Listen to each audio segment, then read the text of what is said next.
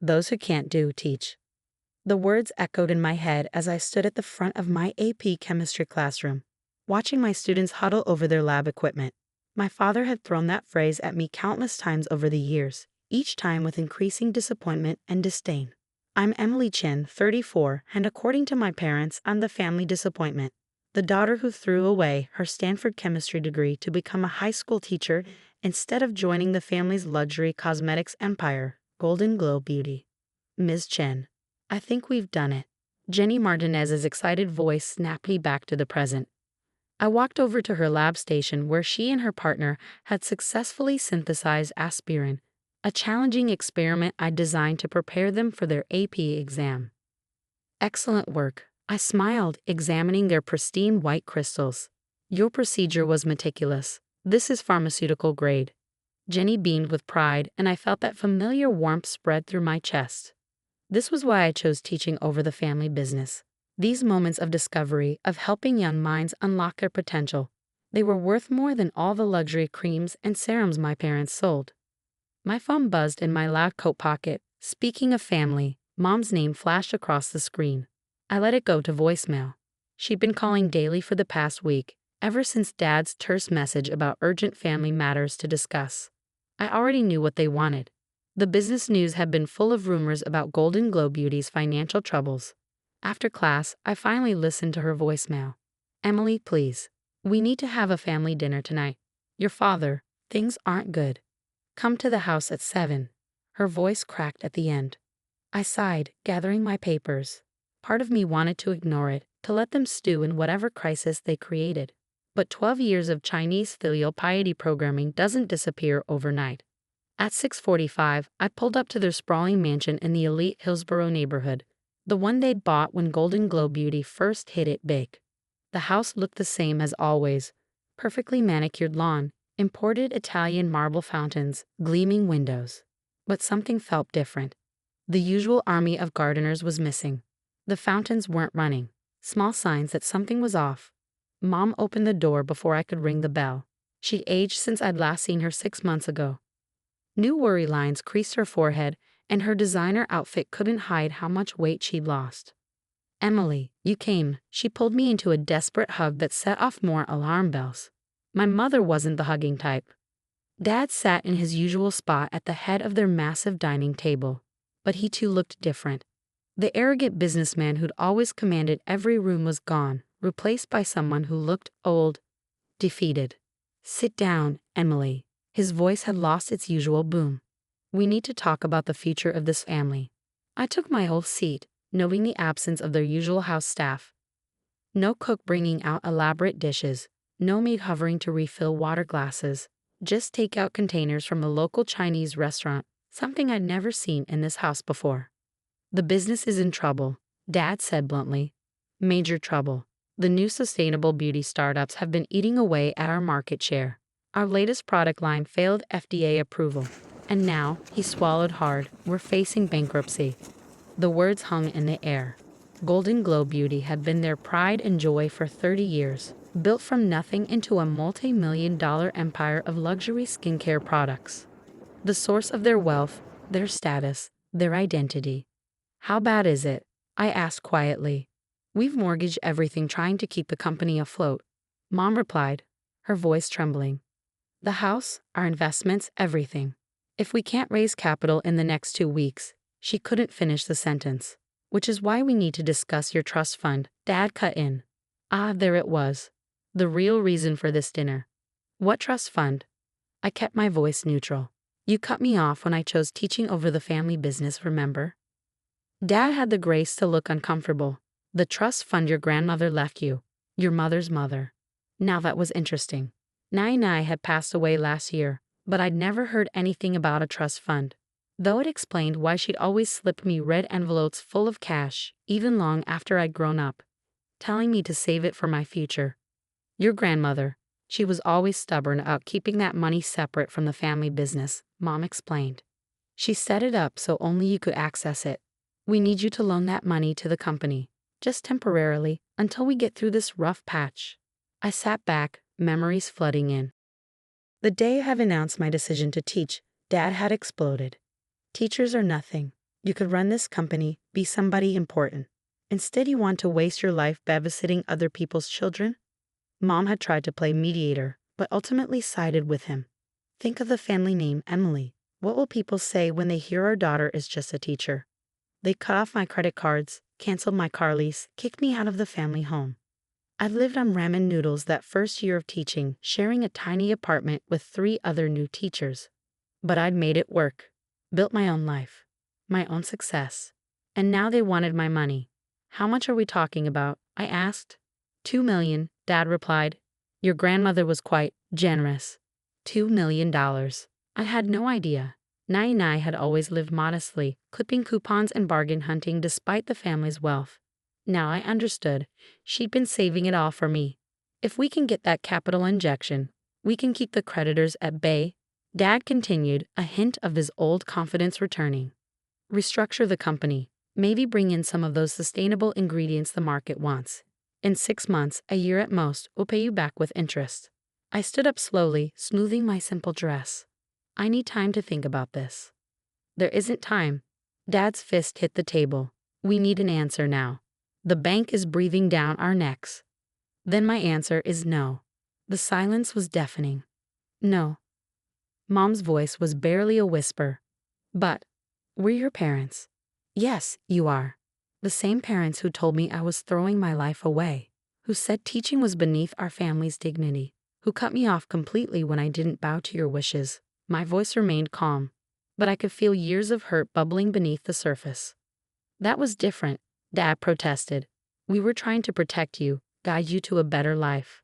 I laughed, but there was no humor in it. A better life? Let me tell you about my life, Dad.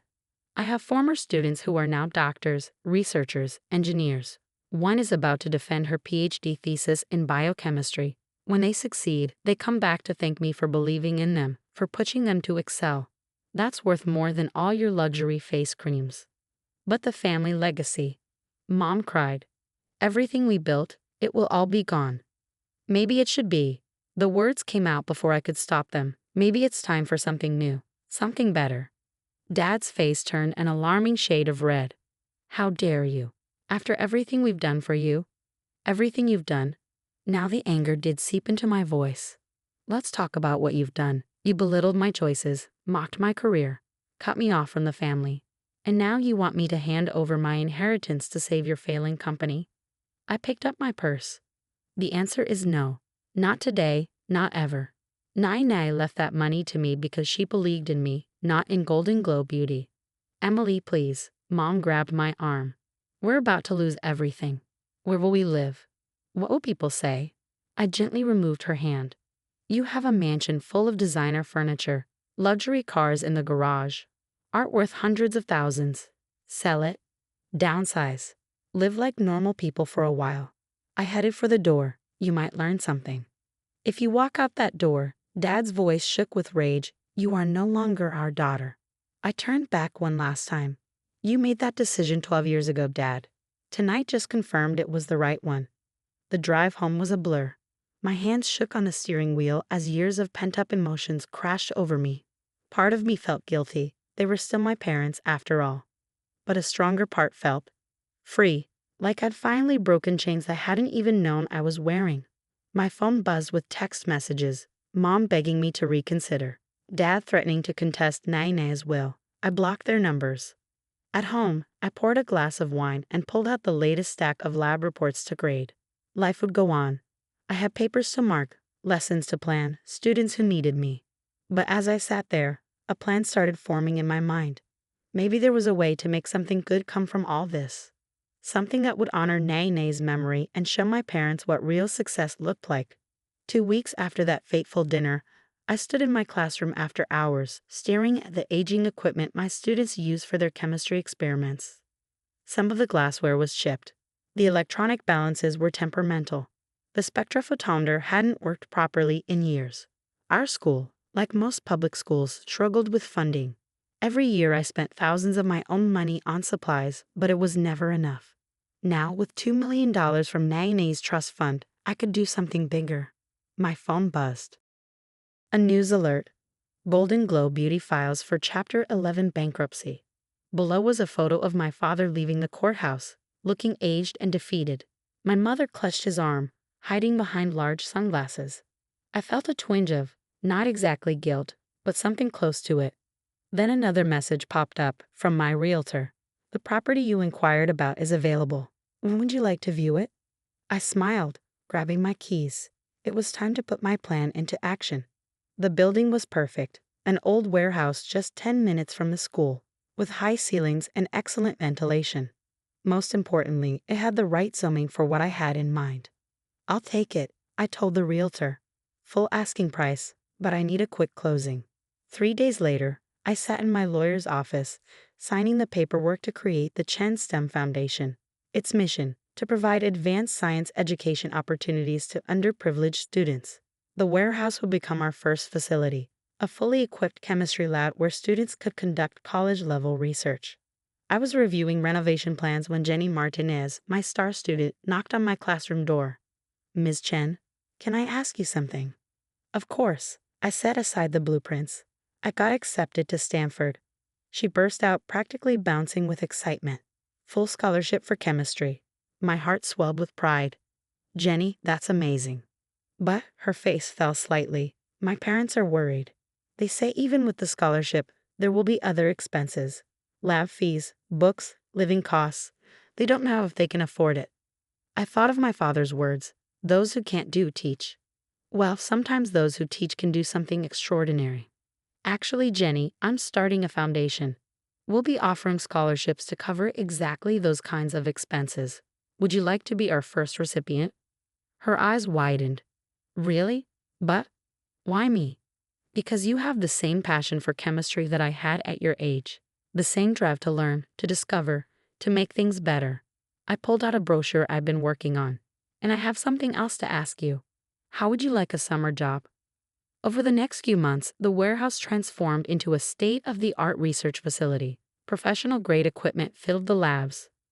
A computer center occupied one corner. Study rooms lined the walls. Best of all was the greenhouse on the roof, where students could grow and study medicinal plants.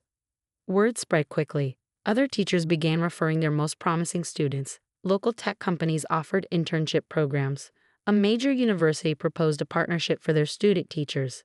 Meanwhile, the news about my parents got worse. The mansion was sold at auction. Their luxury cars repossessed. Mom's designer wardrobe liquidated to pay creditors. They moved into a small condo, bought with the last of their savings.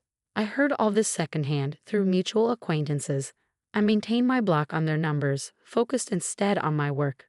The foundation was thriving. We had 30 students enrolled in our summer program, with Jenny Martinez as head student instructor. Then one evening, as I was locking up the facility, I heard a familiar voice. Emily? I turned to find my mother standing there, alone. She looked different. The designer clothes were gone, replaced by simple slacks and a blouse from Target. Her perfectly styled hair now showed streaks of gray. Your father doesn't know I'm here, she said quickly. But I drove by the other day, saw the sign, the Chen STEM Foundation. I was curious. I could have sent her away. Part of me wanted to. Instead, I said, would you like a tour? Her eyes widened in surprise, but she nodded. I showed her everything, the labs, the computer center, the greenhouse. With each stop, her expression shifted from polite interest to genuine amazement. You built all this? She asked as we stood in the main lab. With Nene's money. Yes. I watched a group of students working late, conducting experiments for their summer projects. This is what real success looks like, Mom. Not luxury products or mansion or fancy cars, but giving these kids a chance to reach their full potential. She was quiet for a long moment, watching Jenny help a younger student adjust a microscope. Your grandmother, she would be so proud. I know. I turned to face her. She understood something you and Dad never did. Success isn't about making money or impressing people. It's about making a difference. Mom's eyes filled with tears. We were wrong, Emily. So wrong. About everything. She touched my arm hesitantly. Your father, he's too proud to admit it, but losing everything, it's changed him, changed us both. How are you managing? I asked, surprising myself by caring about the answer. Your father found a job teaching business classes at the community college. She gave a small laugh. Ironic, isn't it? He actually seems to enjoy it, though he won't admit it. I'm working part-time at a local pharmacy, learning about the products I used to sell without understanding. I felt something shift inside me. Not forgiveness exactly, but perhaps the beginning of understanding. Would you like to volunteer here? I found myself asking. We need someone to help coordinate the parent outreach program. Many of our students come from immigrant families like ours. Their parents need help understanding the opportunities their children have. Mom's face lit up, then fell. But, after everything we did, this isn't about the past, I said firmly. It's about the future. These kids' future. 2 months later, I stood on a small stage in our main hall, addressing the Foundation's first annual fundraising gala. The room was packed with corporate sponsors, educational partners, and proud parents. When I was younger, someone told me that those who can't do, teach. But I've learned that teaching is doing. It's doing something incredible, shaping minds, opening doors, changing lives. In the audience, I saw my mother with tears in her eyes. Next to her sat my father, attending his first foundation event. He'd started volunteering too, teaching business skills to our older students. He was different now, humbler, kinder. The bankruptcy had stripped away his arrogance, leaving something better in its place. Jenny Martinez stood at the podium next, describing her research project, developing affordable, sustainable skincare products using plants grown in our greenhouse. The irony wasn't lost on anyone in my family. Next year, she announced proudly, we'll be launching these products through a student-run company. All profits will fund scholarships for future students. I watched my father's face as she spoke, saw the moment he truly understood what I'd built here. Not just a foundation or a lab, but a legacy. One built on education, opportunity, and giving back, not on profit and pride. Later that evening, as the event wound down, Dad approached me. I was wrong, he said simply, about everything. You didn't waste your potential. You exceeded it. I looked around at my students, my staff, the facility we'd built. No, Dad. I just chose a different path to success. One that Nai understood all along. He nodded slowly. Your grandmother. She was the wisest of us all. She saw in you what we couldn't see, or wouldn't see. It's not too late, I said quietly, to see it now. We stood in comfortable silence, watching Mom chat with a group of parents in rapid-fire Mandarin, completely in her element. Through the windows, I could see the greenhouse lights glowing on the roof, where the next generation of scientists was quite literally growing. I thought of Nai, who had believed in me all along, who had quietly saved her money, not for luxury or status, but to give me the freedom to choose my own path. Her legacy lived on, not just in the Foundation's name, but in every student who walked through our doors.